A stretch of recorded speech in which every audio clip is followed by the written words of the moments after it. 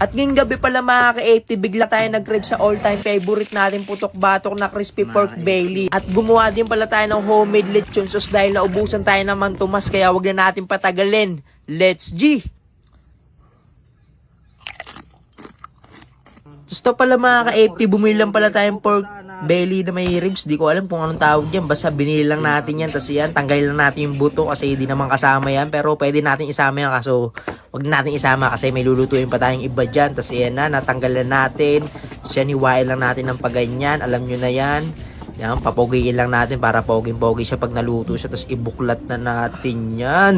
Talaga naman, may kataglayan na kamanyakan. Tignan nyo naman yan, no? Bastos. Tapos ayan na, simulan natin tong sibuyas natin. Yan, tanggalin lang natin dulo. Tapos iwain natin ganyan. Alam nyo na yan. Bahala kayo kung anong trip ng hiwa. Tapos luya. Yan, ganyang hiwa lang. Alam nyo na yan mga ka-80. Tapos ito, bawang. Yan, ano lang natin, durugin lang natin mga ka-80. Sisimplihan lang natin yan. Ito pala mga ka-80, kakailangan natin ng oven. Tapos to mga ka-80, nilapag na pala natin tong oven natin. Tapos yan, buksan lang natin yan. Tapos to, atake lang natin yung tray. Lagay natin yung mga hiniwa-hiwa natin, mga shit dyan. Tignan nyo naman yan. Kalat-kalat mga ka-80, pero goods lang yan. Alam nyo na yan. Tapos lagay natin ng gripo stock mga ka-80. Pero bahala kayo kung ano ilagay yung tubig. Tapos lagay natin ng otabs. Yan mga 2,000 pieces. Tapos door seasoning yan. Pampadaya mga ka-80. Sa mga hindi marunong magluto yan. Lagay nyo. Tapos paminta na pollen. So yan, hatakin na natin. Lagyan natin dito yung natin, yung pinapogi nating karne ng baboy. Yan, lagyan natin dyan. Yan, yung oven lang natin yan sa lakas ng 210. Tapos yung function niya mga ka-80, yan, up and down. Tapos yan, mga 30 minutes. Pero wala talaga tayong exact time dyan kung basta parang magmukhang plastic na yung balat niya para pag binanglian natin ng mantika, goods na mga ka-80. Tapos yan, adjust lang natin sa baba. Tapos yan, goods na yan mga ka-80. Ganyan lang kabilis gumamit ng oven para naman kayong hindi grade. Tapos yan, tamang waiting muna tayo. Tapos ito mga ka-80, yan, gagamitin pala natin yung blender natin. Ito yung niregalo sa atin yung December. Nakakaano lang natin, kakatanggal lang natin ang balot yan. Meron pa na iwan, gagamitin natin. Gusto pala mga ka-AP, naugasan natin yung blender natin. Gagawa tayo ng lechon sauce. Yan, gagamit lang tayong sibuyas, bawang.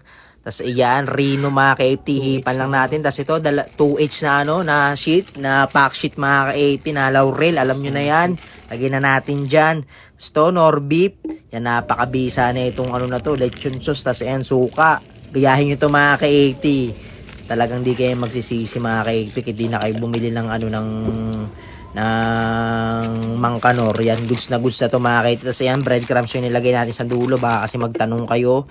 Kasi mga ka-80, alam nyo na yan, blender na natin yan mga ka-80, di na natin iisa-isain, blender na natin yan mga ka-80, tsaka natin isasalpak yan sa kawali. Tignan nyo naman yan, napaka talaga mga ka-80, palum-palo talaga Tapos yan, tanggalin natin yan, tapos salpak na tayo ng kawali mga ka-80, rektahan na yan, wala tayong gagamiting mantika dito para healthy tayo. Tapos healthy daw, pero lechon crispy pork belly, talagang mamantika, healthy daw, pero yan yun na, para poging-pogi. Tapos adjust lang natin ng toyo para makuha natin yung kulay ng natin, ng mangkanor. Tapos lagyan natin ng otabs, yan, para pampasarap. Tapos yan, tikman muna natin.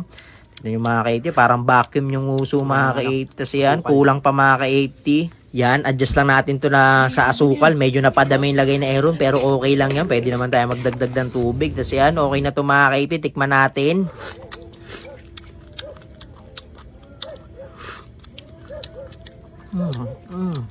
Gina.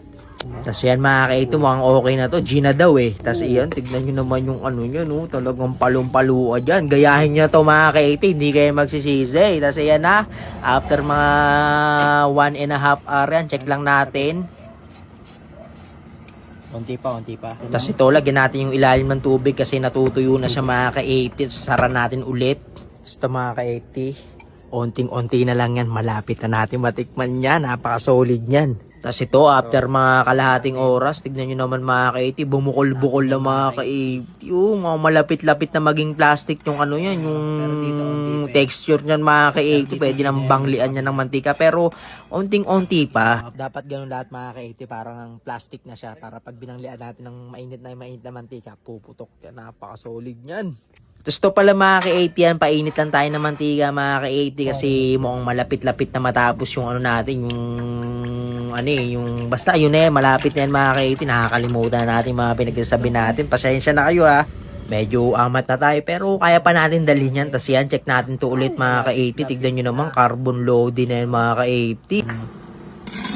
Carbon loading na yan ba, no? Solid yan. Tapos yan, konting-konti pa mga 5 minutes pa. G na yan. Tapos ito mga ka-80, after 5 minutes yan, sa waas na makukuha na natin yung ano natin, yung kayamanan mga ka-80. Tanggalin na natin dyan, dahan-dahan lang, baka makarak eh. Yan, medyo matigas kasi malutong yan mga ka-80, kaya dahan-dahan lang. Talagang inamoy-amoy na. Tapos yan, labag na natin dyan mga ka-80, di na tayo makapaghintay, banglian na natin yan. Yan, tignan nyo naman yan mga ka-80. Talagang epal lang yung usok. Ang ganda sana ng video natin kaso umepal yung usok. Pero goods pa rin yan mga ka-80. Para nga lang papunta sa langit yung video natin kasi ang lakas ng usok. Pero okay lang yan. Tignan nyo naman yan. Oh. Hindi mo na kailangan pa mag-ano dyan eh. Mag-ano eh. Talagang kitang-kita mo na yung lutong mga ka-80. Kasi yan, banglian lang natin dito. Tandaan lang natin yung pwesto niya mga ka-80. Tignan nyo naman yan oh. Oy, talaga. Literal na papunta kang langit kasi nakikita mo yung mga usok-usok eh, no? Luto na. Alam niyo naman kung gaano kalutong yan. Hindi natin pwedeng ano yan, itanggi pa. Tara, food trip na natin to. So, syempre, bago ang lahat yan, i-plating muna natin ng maayos-ayos yan kahit hindi naman talaga maayos. Tapos yan yung ginawa natin lechon sauce. Talagang lintik. Kasi yan, baakin na natin. Medyo mahirap. Dapat pala, bread knife yung gamitin natin dito para smooth lang. Tapos, ayan na. Tignan nyo naman yan. Lintik naman sa lutong eh. Ayan talaga. Hindi mo na talaga kailangan pang ano. Makikita mo na talaga kung gaano kulutong. Tapos, iyan. Sausaw na natin sa homemade mangkanor. Tapos, iyan. Onting katahimikan lang.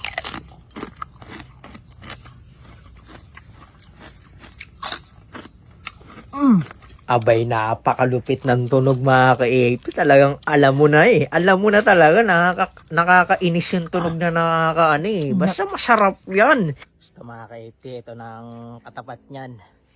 Kanina bahaw, syempre gabi na eh. Tara, let's G. Tapos ito na mga ka-AP yan na. Tignan nyo naman, parang ano na, karnitas mga ka-AP. Sinumbi na nila Aaron. Partida, may baak pa ilong yan mga ka-AP. Tapos yan, kuha tayo ng karne na may, taba na may onting karne mga ka-AP. Pero may karne yan mga ka-80, hindi lang halata sa video kasi ano eh.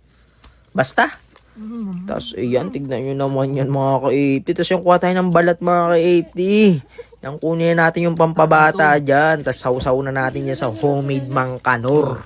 Ganyan tayo kabisa mga ka-80. Tapos iyan, banata na natin. Napakasarap. May mga sabit-sabit pa. Ganyan kababoy kumain yan. Pero hindi natin alam yan. Tapos iyan, banata na natin to. Yan na. Talagang nagkikritical na yung kanin natin. Mukhang mauubos na. Parang nakakalungkot na mga ka-80. Pero okay lang yan. Dahil tayo anong oras na rin kasi. Tapos yan, sausaw natin. Kawawa naman yung aso mga ka-80.